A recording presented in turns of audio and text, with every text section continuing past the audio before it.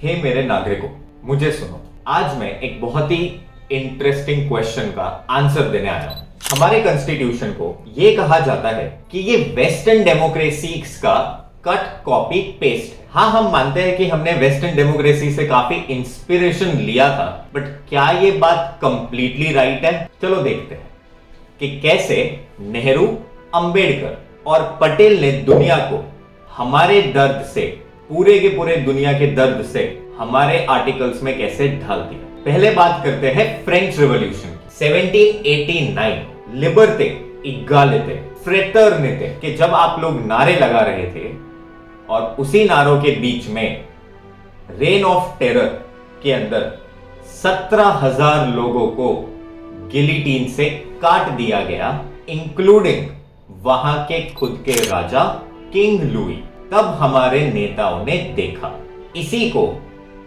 नेहरू जी ने कहा कि आराम हराम है, इसका मतलब खून खराबा नहीं।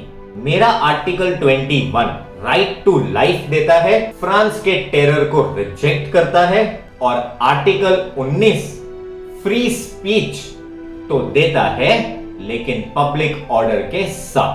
फ्रांस ने जहां सेक्युलरिज्म को लाइसीते करके माइनॉरिटीज को दबाया, वहीं हमने सर्वधर्म संभव लिखकर हर एक गंगा जमुना तहजीब की खून में ये लिख दिया।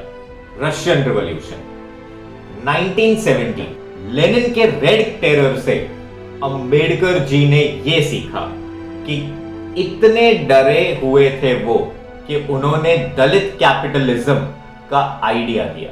रशियन वर्कर्स को सोवियत के नाम पर जेल मिलती थी, और हमने इसीलिए डायरेक्टिव प्रिंसिपल्स में समाजवादी सपने डाले, लेकिन फंडामेंटल राइट्स के साथ। पटेल ने यह कहा था, जमीन जमींदार की नहीं, किसान की है, लेकिन हमारे आर्टिकल 31 में यह भी है कि राइट टू प्रॉपर्टी। आज ओला उबर ड्राइवर्स जो है वो डिजिटल वर्कर्स है, रशियन रोबोट्स नहीं। नाजी जर्मनी हिटलर ने एन वॉक वन रेस का नैरेटिव चलाया, ये जहर पूरे यूरोप में फैलाया। अंबेडकर जी जो खुद कास्ट डिस्क्रिमिनेशन से पीड़ित थे, उन्होंने चिल्लाया ये देख के, नेवर अगेन। इसीलिए आर्टिकल 15 से लेके 17 तक जाति, धर्म, लिंग पर भेदभाव हराम है। और इमरजेंसी 1975 में, हाँ, हम मानते हैं कि इंदिरा गांधी जी ने डिक्टेटरशिप ट्राई करने की कोशिश की थी, लेकिन केशव नंदा भारती केस में हमारे सुप्रीम कोर्ट ने यह फैसला दे दिया कि बेसिक स्ट्रक्चर को टच नहीं किया जा सकता। नाजी जर्मनी के माइनॉरिटीज पर, नाजी जर्मनी ने माइनॉरिटीज को बर्बाद कर दिया। हमने आर्टिकल 29 और 30 में यह सीखा और बताया कि सिख, जैन, क्रिश्चियन सबको स्कूल कॉलेजेस बनाने का हक दिया। पार्टीशन ऑफ 1947, सेक्युलरिज्म की रियल पॉलिटिक्स। 1947 के दर्द को भुलाया नहीं जा सकता। पटेल ने 562 राज्यों को एक किया था, लेकिन कश्मीर आर्टिकल 370 के अंडर राजी हुआ था इंडियन टेरिटरी बनने के लिए। धीरे धीरे नेहरू ने पाकिस्तान को मोहब्बत का हाथ दिया, लेकिन आर्टिकल 35A ने जम्मू एंड कश्मीर को प्रोटेक्शन दी। पर अब जब 2019 में 370 हटा दिया गया, तो हमने ये दिखाया और सिखाया कि सेक्युलरिज्म का मतलब सूडो स्पेशल ट्रीटमेंट नहीं होता है, सबको सम्मान हक मिलता है। वर्ल्ड वॉर्स, शांति की फौज और दोस्ती की पॉलिसी। वर्ल्ड वॉर 2 में हिटलर के गैस चेंबर्स ने और जापान के न्यूक्लियर बॉम्ब अटैक ने हमें यह सिखाया कि युद्ध नहीं, हमें तो यूएन की छाती पर बैठना है। नेहरू जी ने नॉन अलाइंड मूवमेंट चलाया। लेकिन 1962 में जब चाइना ने दोस्ती की जगह धोखा दिया, तब हमने ये सीखा कि इंटरनेशनल पीस तभी पॉसिबल है जब फौज भी स्ट्रांग हो। तो शांति के लिए फौज भी स्ट्रांग होनी चाहिए। हमारे आर्टिकल 51 इंटरनेशनल पीस की बातें करता है और राफेल जेट्स और आईटी पावर दोनों में इंडिया टॉप करता है। आपने देखा ही कि कैसे फिलहाल इंडिया ने पाकिस्तान के ड्रोन अटैक से हमें बचाया था, हमारे आर्म फोर्सेस ने बचाया था। बांग्लादेश 1971 पाकिस्तान ने 1971 में 30 लाख बांग्लादेशियों का कत्ल कर दिया।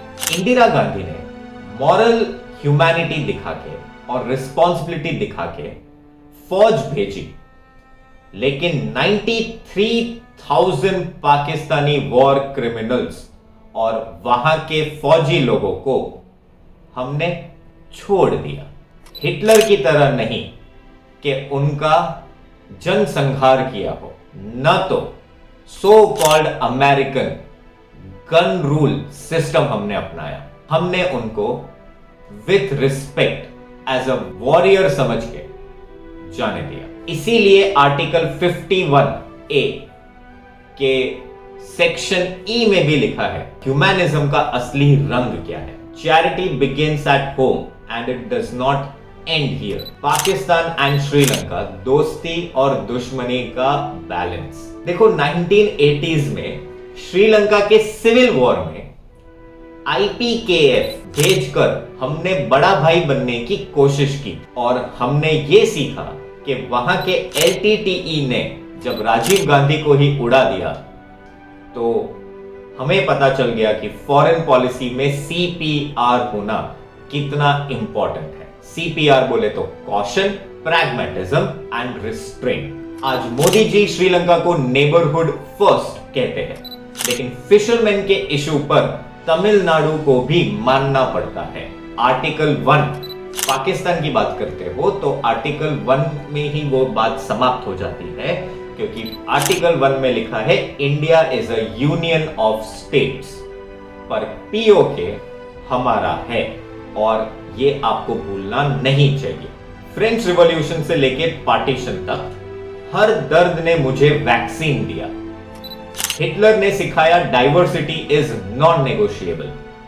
रशिया ने बताया सोशलिज्म विदाउट डेमोक्रेसी भूख है। और श्रीलंकन और पाकिस्तान ने मेरे को यह सिखाया कि ईगो पर नेशन नहीं चलना चाहिए वरना वो बर्बाद है। मेरा basic structure secularism, federalism, democracy, ये वो ट्रायंगुलर शील्ड है जो कभी तोड़ी नहीं जा सकती। हाँ, अमेंडमेंट्स में सॉफ्टवेयर अपडेट्स है, पर मालवेयर नहीं आना चाहिए और वो आने नहीं देंगे। अब हम ये देखते हैं कि हमने हमारी संस्कृति से क्या हासिल किया। अब तक आपने ये समझा कि वेस्टर्न वर्ल्ड से हमने क्या बोरो किया। तो चलिए पार्ट 2 में देखते हैं कि हमने हमारी संस्कृति से क्या हासिल किया। And be ready to be shocked.